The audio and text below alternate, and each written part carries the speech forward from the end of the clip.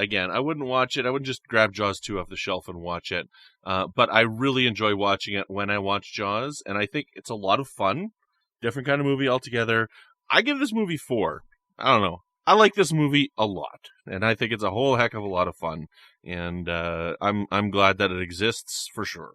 I thought the analogy between Halloween and Halloween 2 and this and Jaws and Jaws 2, it got my head spun up. You know, like in Halloween 2, it's more and more and more. Jaws 2, it's more and more and more. So I guess it's a sequel thing. So yeah, it absolutely is, and it's something that horror sequels do suffer from, right? They got to amp up the terror, they got to amp up the death count, right? You'll find that, and I'm sure that when we get to our count today, it's going to be a lot more than 5 people.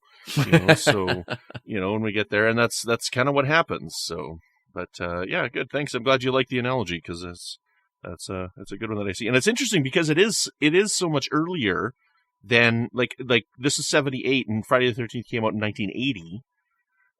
Friday the 13th Part 2 came out in 81, but I mean, Halloween 2 didn't come out until later 81. Like, it came out after Friday the 13th Part 2, so, and that's they were kind of reacting to Friday the 13th because the Friday the 13th was changing the slasher genre, but this is almost like the start of what sequel horror movies would become and what they would start doing.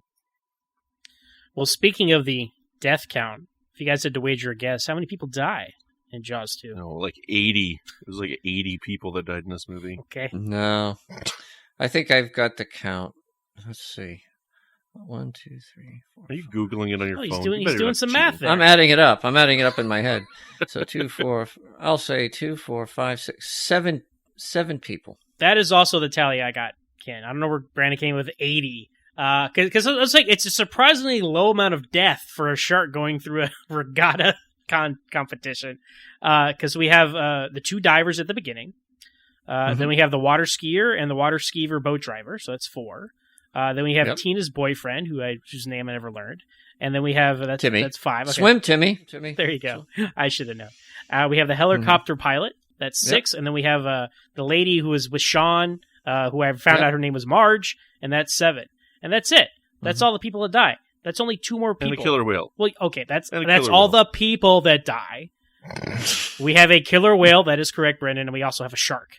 Okay, so that brings our total of this movie 7 people, 1 killer whale, 1 shark, and the franchise so far we have 12 people, 3 sharks, 1 killer whale, and 1 dog.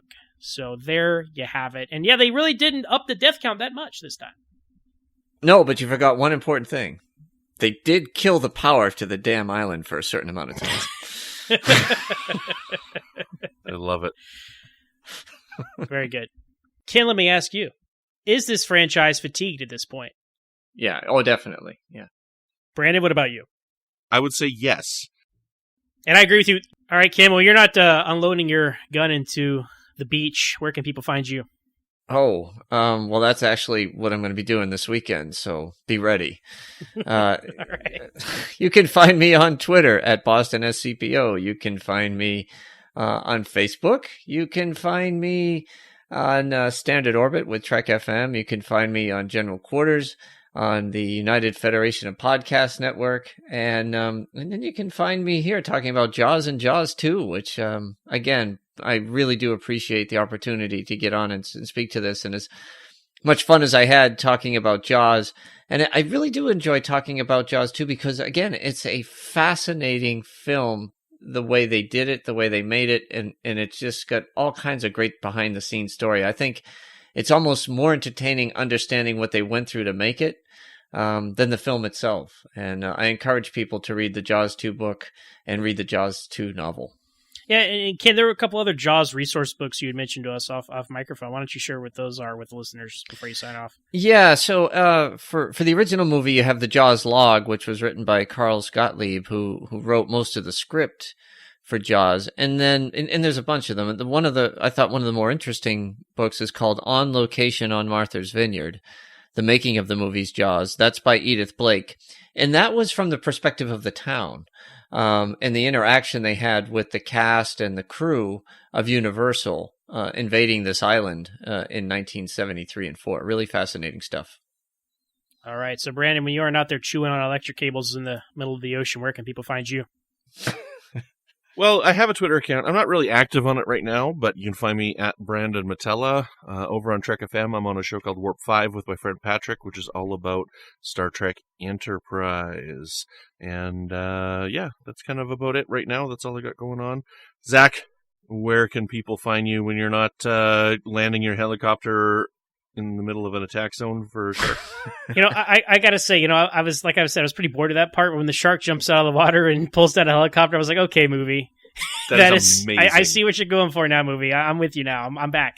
You forgot that it killed the helicopter in your death count. Well, a helicopter was the helicopter really ever alive? That's its own discussion. Depends on whether or not Mr. Potato Head's eyes were put into the thing at all in his mouth. Good. Very good. But as for me, you can find me on Twitter at MoronZach. That's MoorEonZach. I'm also the host of my own podcast, Always Sold on Smallville, where we talk about each and every episode of that Superman show, many episodes of which were directed by General Swark, director of this film, Jaws 2. So you can find us on Twitter at Always Smallville with one S.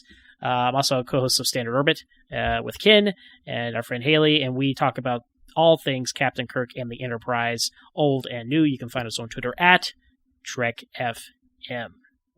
Well, that's all we've got for you guys this week. Until next week, when we're going to go to the park and have a little bit of fun with Jaws 3D. I think we're going to need a bigger mic. All right, guys, all together now. Show me the way to go home. Tired and I want to go to bed. I had a little drink about an hour ago, and I think it's gone to my head.